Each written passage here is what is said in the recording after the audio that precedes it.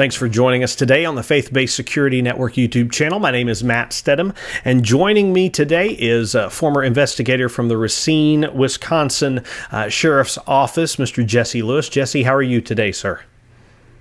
Good. Thank you so much for joining us. Part of the reason that we have Jessie on here is not only his amazing testimony, his amazing life story, but he is going to be one of the featured speakers at our Wisconsin Church Safety and Security event that will be on September 6th, 2025. If you are watching this before that event, we would love for you to join us at that. You can visit our website, fbsnamerica.com/events, to find out information about that event, as well as other regional events in your area and our national conference, which comes up every July this next coming year. In 2026, it's going to be in Kentucky. So if you'd like more information about that or any of our events, that's where you find it, fbsnamerica.com/events. So Jessie, you're going to be the featured speaker at that, and you've already shared with me a little bit of your story of your growing up and your time in law enforcement. Can you tell everybody just a little bit about where you're from and a little bit about your background before you got into law enforcement? Yes. So I grew up in the inner city of Milwaukee. We grew up poor. My mother basically had like a ninth grade education, so we never owned a house. So we kind of moved all over the place on the north side of Milwaukee. And then eventually we ended up going over to the south side of Milwaukee. While I was in high school, a friend of mine, David Guevara, I went to high school with, he's like, hey, me not really knowing, and he's like, hey, do you want to join the buddy program to go into the Marines with me? And my thought, I'm like, what? I was kind of like taken by, surprise. But I was thinking more like college money, that kind of thing. And my grandfather was in the Army, he was in the Korean War. So I was like, oh, okay, maybe this is something I want to do. So I kind of did that route, did the Marine Reserves, got out, went to college for police science, and then eventually I ended up in law enforcement. So you spent some time in the Marines. Were you stationed overseas at all during that time? No, I was just in the reserves. In the reserves, okay. Well, so going into law enforcement, was that just a byproduct of being involved in the reserves? Is that what got you interested in that, or did you have a desire from childhood to do something in law enforcement? Actually, no. I always thought I'd be an engineer, and in elementary school, middle school, I had really good grades. I did pretty good. Once I got to high school, it was party time, and I was doing all these things I shouldn't have been doing. So I kind of slipped off there, and I realized to myself, well, maybe I'm not smart enough as I thought I was to be an engineer. And it's very expensive too, to go to engineering school. And like I said earlier, I pretty much came from a poor family. We couldn't afford to pay for college. I never had a father in my life. So law enforcement, I don't know. Just one day I thought to myself, and I know it's cliche, I really thought to myself, like, hey, I think I can help people. And what it was is that I seen what was going on in my own family dynamics and just the environment that I was in. So I thought to myself, hey, maybe there's something I could do, because like I said before, I grew up in the inner city of Milwaukee.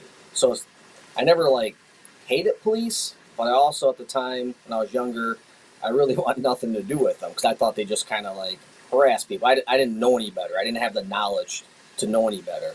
But so I thought to myself, hey, maybe I can go in law enforcement, and maybe I could change the perception of what people think about police by me entering. So that's kind of why I kind of got into it. Yeah, I love that hey, maybe I could help people. And I think a lot of people in the church security space, that's why they get into it, right? It's hey, I've got the ability, I've got the means to do this. I could help people. I could help my community, my church family in protecting them and doing good things in this. So What kind of experiences did you have in law enforcement? Was it a positive career? Did you enjoy being a cop, or was it something that was kind of eye-opening and kind of changed your view on the profession? Well, when I first started as a deputy sheriff, you have to work in a jail, and I was never in a jail before, so that was kind of eye-opening to see, like, you're dealing with people that committed crimes, and maybe they're not like evil people, they just committed crimes and made some mistakes, but there's also some people in there that just have a lot of problems. So that was kind of eye-opening, and I call it eyes being wide open, because you don't know what you don't know. So no, I was very fortunate in my career. I started off as a jailer, deputy sheriff. Then I went to patrol for 5 years, and then I made detective. I did general investigations for several years, and then I switched over to the gang unit, the FBI Gang Task Force unit, investigating different gangs throughout our cities. And then from there, I went back to our normal drug unit for several years, and just doing drug investigations in our county. And then from there, I went over to the DEA task force to do some more. I worked in the prescription side of things, and we were investigating like doctors and that kind of thing. And that's like during that time is when my incident kind of happened. So I was very fortunate in my life. So tell us a little bit about your incident, because I know that you have a powerful testimony to share with that. That even through a horrible time in your life, you saw God working through it, and you've come to be able to share that part of the story. So can you tell our viewers just a little bit about your incident? Yeah, so it was just a typical happened on July 13th of 2021. It was a typical day. Basically, what happened is the 2 days before, I had a DEA vehicle. I had taken it to the Ford dealership because I was having a bunch of issues with it. So I remember specifically that when I picked it back, I had taken all my stuff out of the car, and I put all the stuff in my closet. And typically what I would do with my firearm is I would always lock it up in my safe. That's what I would typically do. But for that day, I didn't do that, actually. So I actually had it in my shelf in my closet in my room. And that morning I woke up, and a lot of times I would never put my gun on right away. I would just throw it in my squad bag, and I would just drive to work. And once I got to the DEA building, you weren't allowed to not have your firearm inside there, not on. So I would just throw it on once I parked my car, because it was uncomfortable to drive with. So that morning I put my firearm on, and I didn't do what I normally do, being complacent. I didn't do it all the time, but I would do it sometimes, and I was lazy. And I struggled that morning because I kind of went back and forth to myself, because I had an operation going on that morning early, and I had to run over to Milwaukee, the city of Milwaukee, to get money to do we're purchasing drugs back in the city of Racine. We call it a control buy. But that morning I struggled. I was like, well, do I get gas right by my house? I live right in Mount Pleasant. Or do I get gas in the city of Milwaukee? And I kept going back and forth, back and forth, back and forth. I have no idea why. I kept asking myself. And for some reason I said, nope, I'm just going to get gas right on the street from my house. And basically I went to the gas station. Gentleman drove in there, pulled a gun out, started shooting at me. I pulled out my gun. I returned fire. He didn't make it. And I didn't know that before my incident, right before it, there's a gas station 2 miles to the west, right next to the interstate. He had stopped there first before he met up with me. And there's a young man that was pumping gas. He's 22 years old, pumping gas, and he walked up to him, shot him, killed him point blank. Then he shot another lady, and then he came down by me, and my incident occurred. So one of the things that we talk about frequently with church security is that we can become complacent. You already kind of used that word of complacent or lazy. I wasn't always putting my gun on, but I did this day. What could you tell people watching this who might be in danger of that? Well, nothing happens around here. I'm just going to go here, or we just have this kind of event.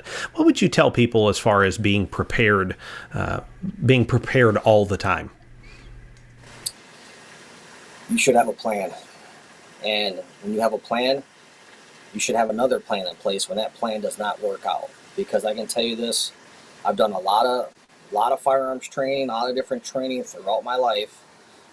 It's one thing to practice it in a classroom setting and on the range. It's another thing to actually be a part of it when something really, really happens. You should always be prepared. I'm not saying to be paranoid or anything, but a good example is this.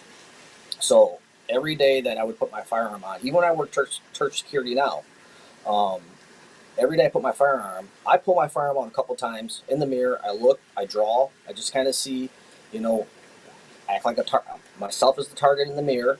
I point center mass, and I put my firearm back. And I do this several times, every single time I put my firearm on. And some people might laugh at that and say, oh, that sounds silly. Because I remember when I worked in law enforcement, I remember one of our captains saying this many, many years ago.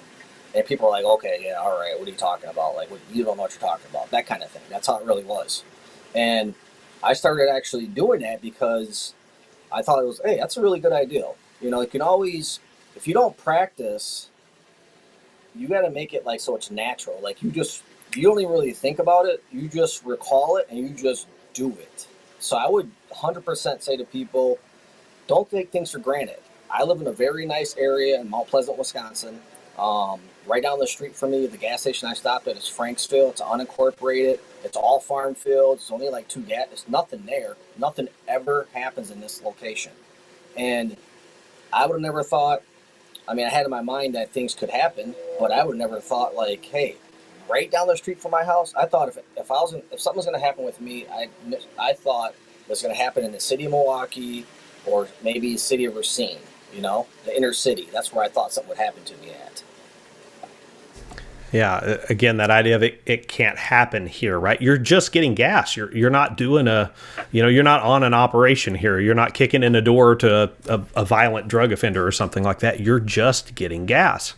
And I don't know if you're familiar with Tom Givens or not, the famed firearms trainer, but he actually uses the gas station as an instant. If I knew I was going to get mugged, I wouldn't go there, right? But we don't know when it's coming. You have no idea what's going to happen. So being prepared, I think, is a really great takeaway from that. So you were sharing with us, with me a little bit off camera, how this affected your faith journey. Could you share with people just a little bit about how being involved in this incident affected your faith? Yeah, so some people might laugh or chuckle at this, but so when I was shot laying on the ground, after some time, because it took a while for rescue to get there, because obviously there's another scene 2 miles up the road. They were dealing with that, and rescue is never going to come in unless the scene is safe. So it took a while for them to come get me, to come work on me, and thank God for them. But as I was laying on the ground after a while, I lost a lot of blood, and I just felt like, hey, I felt different. I just felt like, hey, I'm probably not going to make it. That kind of thing. And the one thing I said to myself before everybody swarmed on top of me and came to check on me, I'm not kidding you. I literally said, thank you, Jesus, probably 100 times. I kept saying, thank you, Jesus, thank you, Jesus, thank you, Jesus. So the funny part of it is that DCI is the agency that they investigate officer-involved shootings. Outside agency has to investigate it. So when they came with the district attorney to my house, they're like, I think it was the last interview they wanted to do with me, and they're like, hey, did you say anything to anybody? Did you say anything a lot? Did you say anything? And I told them the story. I said, hey, I laid on the ground. I said, thank you, Jesus, 100 times. I kept saying, thank you, Jesus, thank you. And they're like, the DA's office is the DA herself was like, you don't need to say that. I was like, no, I do need to say that, because Jesus is the reason why I am here right now to this day.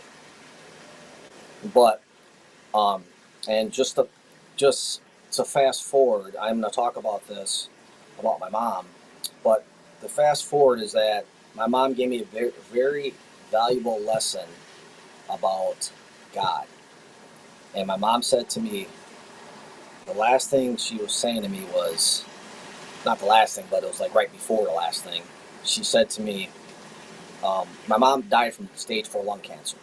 So when I went to the hospital and found all this stuff out, I was upset, as you can imagine. And I was mad at God. I was like, why is she going through this? And like, she's had a rough life, whatever, a bunch of other stuff. So then my mom was laying in the hospital bed and she was like not looking at me. Her head was turned away from me. And I was saying out loud to myself, I was like, oh, I don't like this. God, I don't like God's plan. I don't like this. What is going on? And I'm not kidding you. My mom, stage 4 lung cancer, lesions all over her whole body. She's, close to dying. And she turned and looked at me and she said, I always love God's plan. And that did something to my soul that I can't even explain. It humbled me like beyond being humbled. So it all ties together. But I'm going to talk about that once I talk about my story. Awesome. Well, I know that I've been blessed by talking to you today, and I'm sure that those who get to hear your story in full in Wisconsin will absolutely be blessed by hearing your story. Again, if you want to join the FBSN in Wisconsin for this event in Racine, Wisconsin on September 6th of 2025, we would love for you to join us. You can go to our website, fbsnamerica.com/events to be able to find out more information about that. Jessie, thank you so much for your service. Thank you so much for being with us today, and we look forward to hearing more from your story in Wisconsin. All right. Thank you, sir. Appreciate it.